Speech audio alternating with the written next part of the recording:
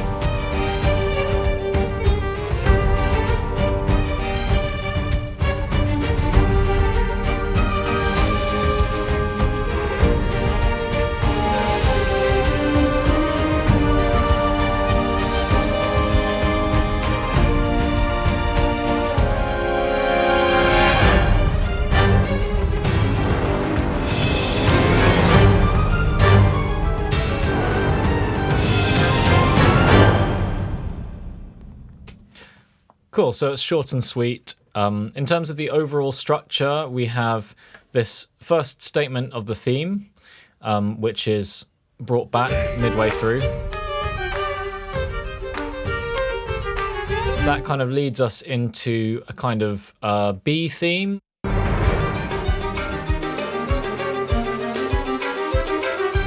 I kind of use that as somewhere to go in the final section of the music as well, so that idea returns at the end. So we have A theme, B theme, then we have a recapitulation of the A theme with everybody playing with the full orchestra. But as you might have noticed, I've put it into 6 this time. I've got the time signatures up at the top of the screen here.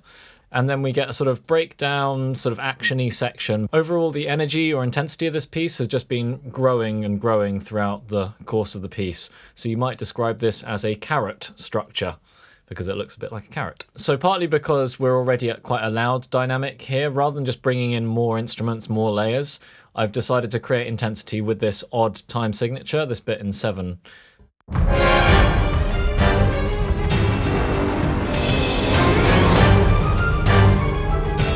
So that da-da-da-da-da-da-da-da-da is kind of similar to the cello part at the beginning. So in the opening of the track, we obviously have the solo strings. I used the sample modeling solo strings as my basis, and I performed that using my breath controller, which if you've been following this channel, you know that I'm a fan of for certain things. I tried to put as much life and energy into that performance initially, but then, as you can see, I've split each part into a couple of different tracks, just to give a little bit more detail to the articulations.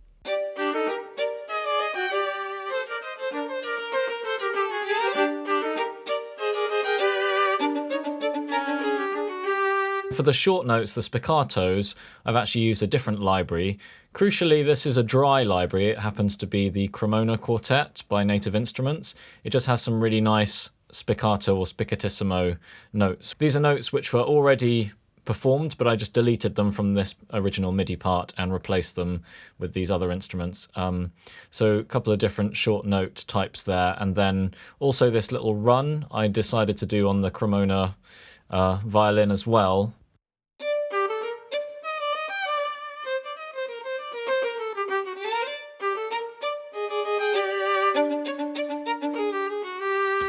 So it doesn't sound amazing by itself, but hopefully in context it kind of puts the idea across. Obviously this would sound so much better with live players. This opening statement by the solo strings was actually the jumping off point for the piece. It's just something that I heard in my imagination as I was walking down the street. I thought it would be cool to do a pirate-themed track where it feels like there are two solo string instruments doing battle at the start, and then the track sort of just grew out of that starting point. Obviously, choosing pirate music as a theme also gave me a really nice sort of creative limitation to work with. So that's something that I'd recommend if you're writing things just for yourself, is it can actually be really fun to constrain yourself by picking a very tightly defined genre to work in or an image to work with, and that can really guide your creative decisions as you go rather than getting drowned in possibilities. So if I mute the solo string parts, we can have a listen to the other elements that are going on underneath. So it's quite sparse at the beginning, and that's a deliberate move to give ourselves somewhere to grow.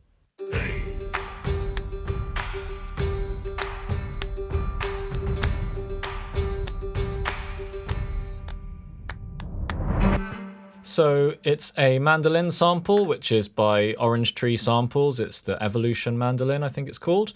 It's just playing a really simple drone, and you can see I've EQ'd it quite a bit just to really focus the sound more towards the top end, because I wanted to have that kind of jangly, quite insubstantial sound so that it was keeping it really light. And then the percussion is just Damage 2, has a nice kind of naturally piratey sound to it.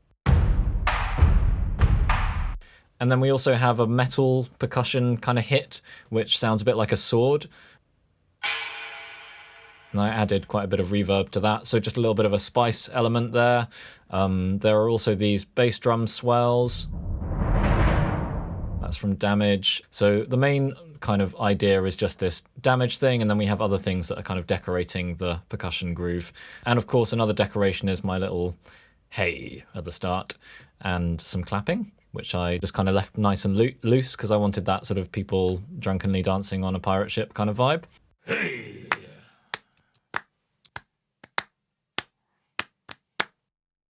I think those little live details kind of make all the difference. If I was working on a project, I'd definitely be wanting to record key elements. I mean, ideally record a full orchestra, but things like the percussion would be relatively easy to do with live elements. Most of this I created over the course of a single evening. It was just a bit of a kind of single sitting, bash things out using my template and using some sample sounds that I had available.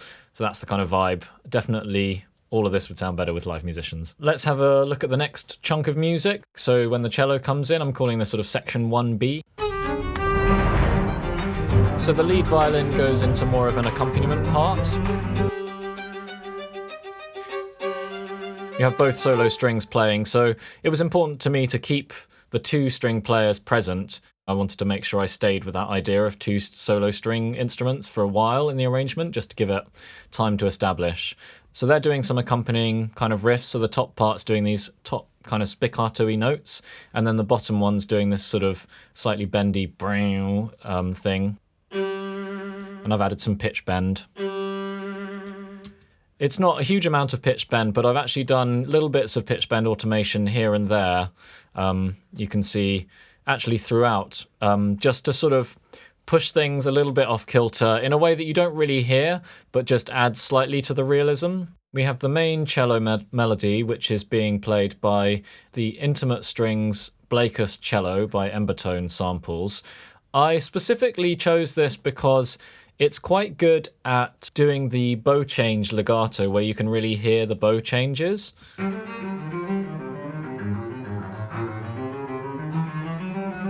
It gave it this slightly rougher sound. Crucially, what's nice about these series of instruments is that you are able to configure the transition speeds, as well as if you want to attenuate the transition sample. So finding the right legato speed for the material was a really big part of getting this to execute in a timely way that felt like it had the right vibe. So yeah, we have the lead line, and then arrangement-wise, the other big thing that's going on are these sort of low notes, which are providing a bit of counterpoint. So these kind of little Brahm kind of moments. Brahm.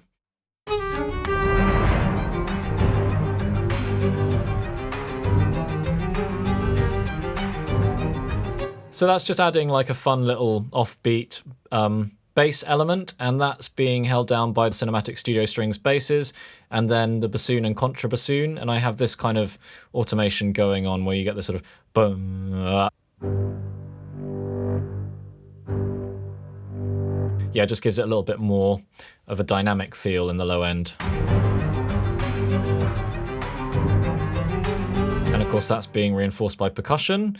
Let's have a quick listen to the percussion.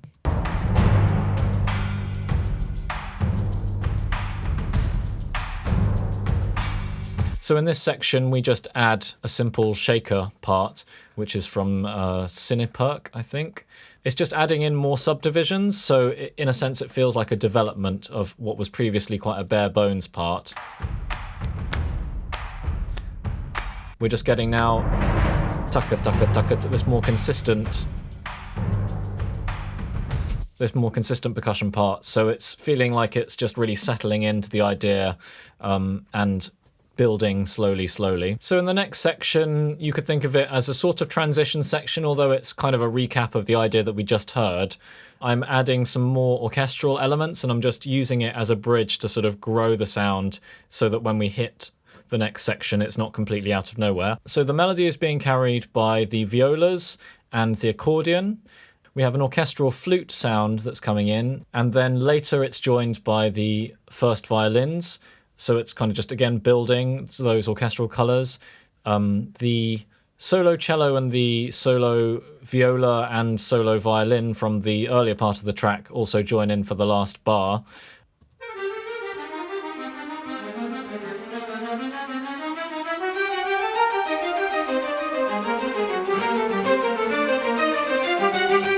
So yeah, those solo strings coming in at the end really give it a lot of bite. Then if I mute all of those, you can have a listen to what's going on underneath.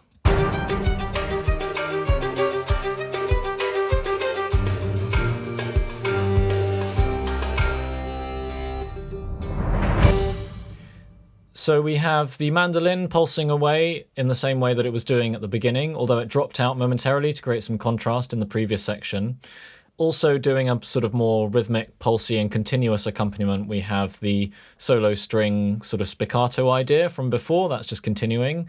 And then the other sort of new idea is these falling bass notes, boom, boom, boom. Doing quite a nice cross rhythm that's creating a bit of rhythmic interest and energy, but also adding that sustained element. So it just feels again like everything's kind of broadening out, getting bigger. It's also starting to feel more exciting because we're getting into some of those low register sounds, which previously have been a bit withheld or left mainly to the percussion. And then we have a Doumbek sample by Cineperc, which is, again, more of a character sound that's giving it a specific kind of flavour that, to me, is sort of works in this kind of piratey context. So have another listen to all of the non-melody elements again, with just those things in mind.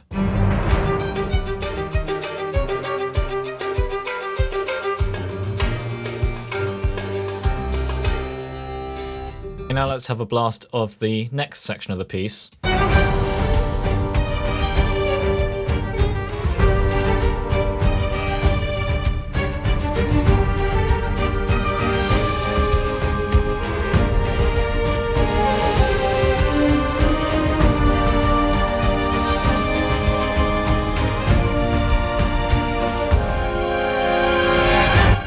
So as I mentioned before, we've now gone into a 6 count, which does a couple of things.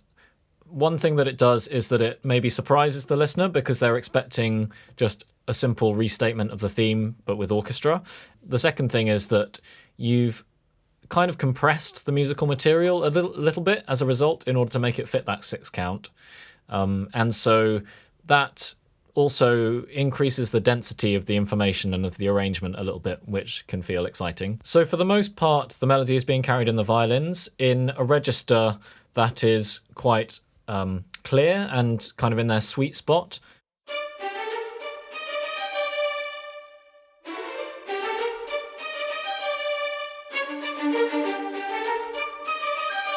It's joined by the flute. Then it goes into octaves on these last couple of notes. Ba da da da da, and that's also joined by the clarinets and the oboes, and also the trombones play that little lick. So more colours are joining that sort of melodic top line as the piece progresses. Then we get a chance to hear the melody just in the trumpets, rather than having the trumpets join with the strings, I really wanted just the sound of trumpets. That has a very kind of particular, very cinematic sound to it, so I wanted to make sure that I featured them as a section at some point in the track.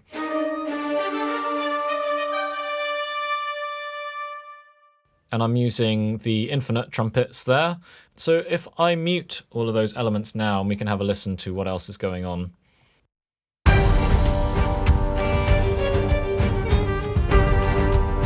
Right, so we have these little solo string interjections.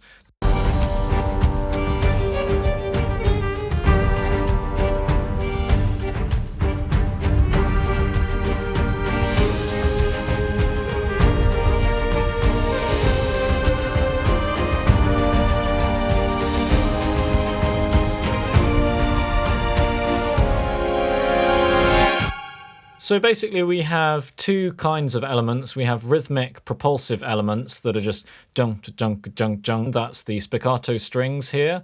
And we also have the accordion. And then of course we have all of the percussion, which is adding rhythmic propulsion.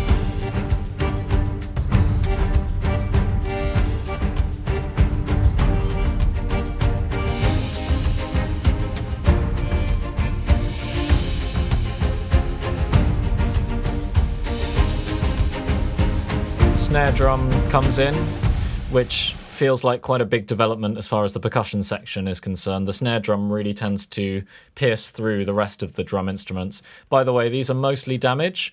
I've got a kick drum, which is just a Logic kick drum. A few cymbal crashes, I think, from East West Symphonic Orchestra. The shaker's back. Pretty simple stuff. But I've tried to sort of pay attention to each part and so in some cases I've done bits of EQ or just bits of balancing to make sure it all feels cohesive. But that's giving us the sort of engine. So if I mute those and we have a listen to what's left. So you have some trombones and horns. Then some woodwinds join in with the strings. The strings start to get a bit thicker. And also we add some horns. So they're all sort of helping each other achieve this goal of growing larger, kind of rising upwards through the scale, but also getting more dense as the thing goes on. They're all kind of working as one instrument there. Then, of course, in the final bar, we have this lovely flutter tongue trumpet feature. That's another reason I like infinite trumpet, is because it includes flutter and growl articulations, which are playable, which brings us into our final section of the track.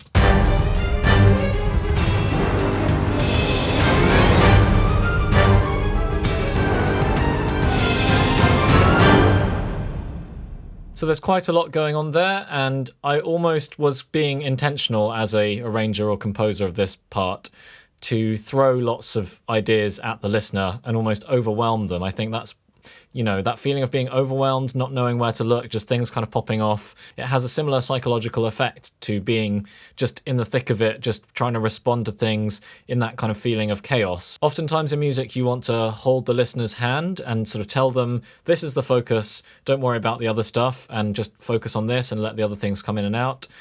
Then in situations like this, you almost want to just kind of push them out to sea, to continue the pirate metaphors. Having said that, it does break down, and you'll see quite quickly that it just comes down to really only 3 ideas. One of the things that's adding to that complexity is the use of a 7/8 time signature, so things feel a little bit unpredictable. We've kind of morphed the material in order to fit that 7/8 time signature, and we're also doing a bunch of other things at the same time. So what are we doing? Let's have a listen to just the strings, just to give us some insight.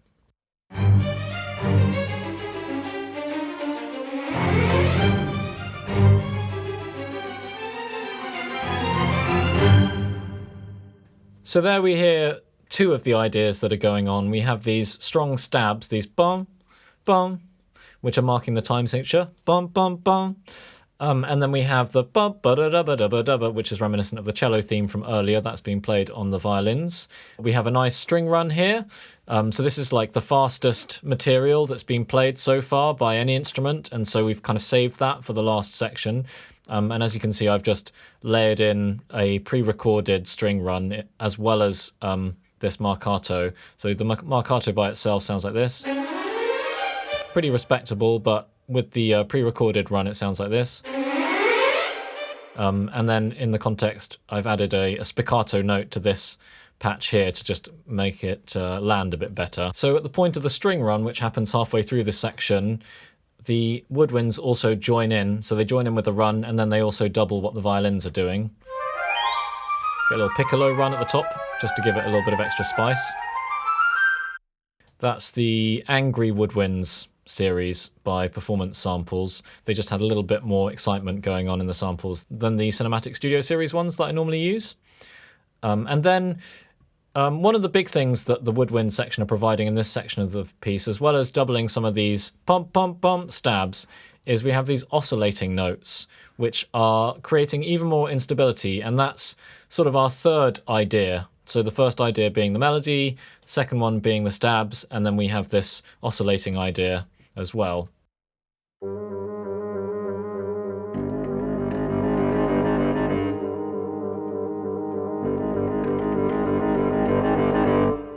So that's happening in the clarinets, bassoons, and contrabassoon and bass clarinet. The brass section are doing a couple of different things in this part of the piece. They are largely just helping make those stabs really pop through. So we have the trumpets an octave above the trombones, and then the bass trombones an octave below that. So... And also, as you heard, the bass trombones aren't playing on every single stab, they're just playing on the most important ones, which just gives it a little bit of focus again. We also have some low Brahms, aka this, which is a monster low brass patch from Cinebrass Pro by Cinesamples. And then we also have a little bit of trumpet detail, just to kind of fill in some of the in-betweens. And here. So altogether the brass sounds like this.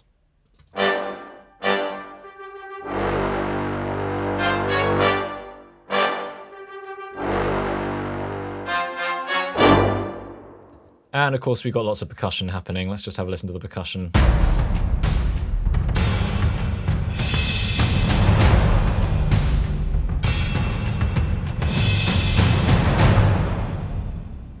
Lots of timpanis, cymbals, lots of damage. You can see I've punctuated the hits just by mashing my keyboard. Generally with orchestral arrangements like this, or anything that has a lot of things going on at once, a lot of individual tracks, I'll work section by section and try and achieve a nice internal balance within each section, especially with percussion. If there's like a ticky part, I don't want that ticky part to be really like in your face. I want the ticky part to be nice and pushed back, and then I want any low booms to be nice and satisfying, and then I want any sort of smacky kind of accents to be delivering that smack without, again, drowning everything out. So what I find is when I move from section to section, get everything internally balanced, then usually when I play it all back together, it sounds pretty good. And I might just make some adjustments to the overall section volumes, try and make each individual track sound good, then each section sound good, and then the whole piece sound good. And if you do all of those things methodically, then it generally sounds okay. The final bit of spice that I've got going on in this last section is a sort of little cheat code, which is a Symphobia 2 Tutti patch, or a full orchestra patch, which just lets you play a kind of a full orchestra with your keyboard. In this case, they're also adding some of the high strings, so I didn't program high strings, but it's you can hear a few of them in the patch, along with more trumpets, more brass. So without it, it sounds like this. And with it, it sounds like this. Bit hard to hear, especially on those last couple of chords, but yeah, to me it just is another way of making things sound slightly less sampley. It's just adding some extra complexity to the sound there. So that's a quick breakdown of the overall structure of the arrangement and the different instruments that are playing. Before I finish, I'd like to do a quick fly through of the harmony and the chord choices, just to further assist anybody who wants to get going writing in this style, or just is curious about some of the choices that I've made. As I mentioned before, the MIDI and the stems are available in the description. So if you want to get into the nitty-gritty, then have a look at the MIDI and really, you know, steal some moves. So basically, we're in G minor. So that's all just G minor. But the thing that's giving it a bit of extra spice is that I'm referring to the G Phrygian mode quite a lot, which is basically E flat major scale but starting on a G. So here's E flat major and starting on a G.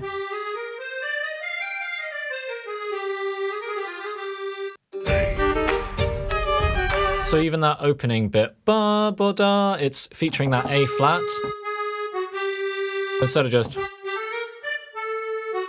it's. Let's have a look at this next cello riff.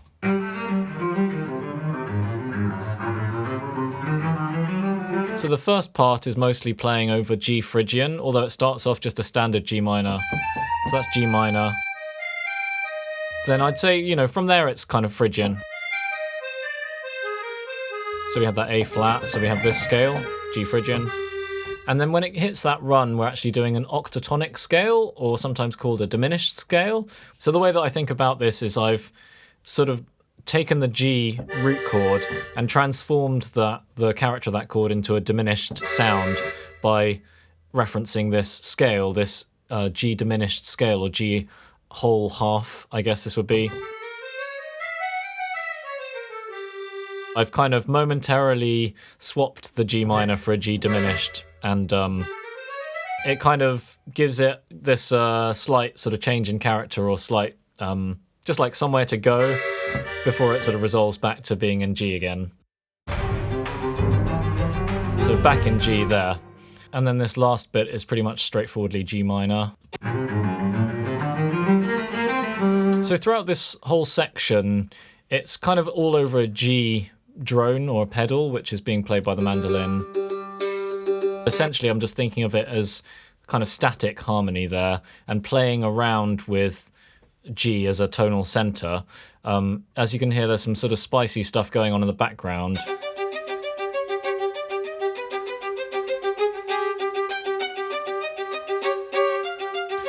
So there's like some notes in there which are outside of the G minor world. That, in combination with this departure to the diminished scale or diminished sound world, kind of gives you this quite chaotic, lots of things going on at once, but it's still basically rooted around G, which is, at least to my ears, is what keeps it relatively stable or satisfying. Next, we have what you might call some more classic pedal tone harmony, meaning the bass note stays the same, but the chords change over the top.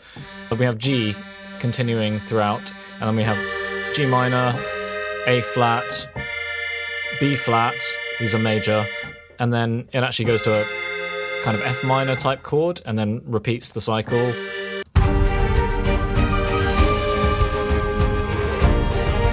F minor, G minor, A flat, B flat,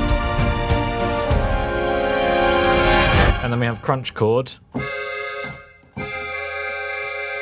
Sort of a cluster thing.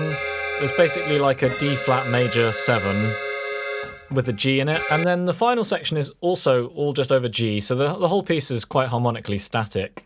But we have some reference to a D flat minor or C sharp minor. So we have this, which is G minor, and then outlining a C sharp minor or D flat minor arpeggio. So just have a listen to that in context.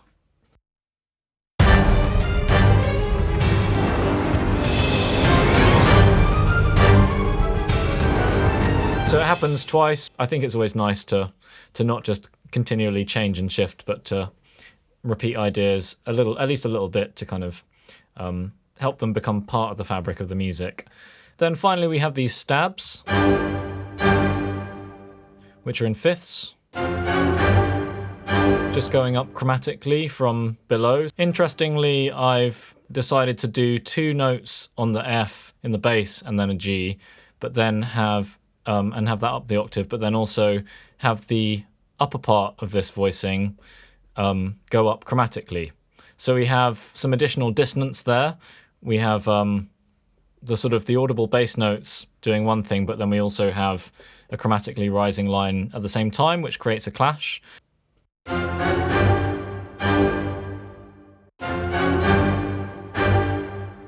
I guess you could have had it all go up there. Just has a slightly different sound. I quite like the bum bum bum, but I also liked having some upward motion, so I guess that's why I did that. And that's kind of mirrored elsewhere in the clarinets, for example. Yeah, so that's all I have to say about that.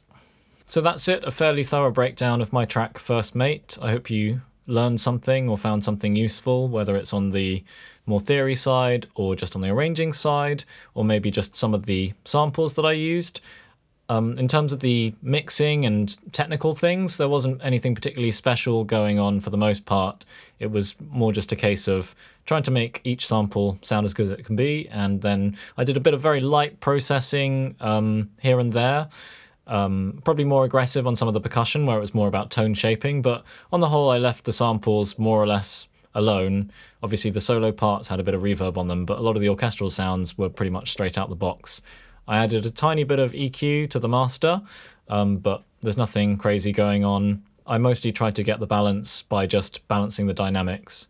As you saw, I wasn't particularly strict with splitting every chord out to individual instrument lanes. Basically represents a little bit of a compromise between being absolutely methodical with a single track for every single instrument versus being a bit more pragmatic, working a bit more quickly, and trying to get a pretty decent production-ready sound using samples. That's a sort of technical challenge that may or may not apply to your situation, and of course it goes without saying that the best outcome for a composition like this, in principle, would be to keep arranging it even further and then record with live musicians. But I think I was quite pleased at where I got to with this particular track, considering the amount of time which I put in, which was, as I say, mostly one evening. So I probably spent maybe 4 or 5 hours, something like that. I spent a little bit of time in the subsequent days tidying things up. I was mostly motivated by writing for fun, trying out my orchestral sounds, and I guess being a little bit ambitious with some of the harmony and the dissonance and stuff. So I hope that was, something useful for you here, and let me know if you have any questions, as always, in the comments. I look forward to hearing from you. Happy composing.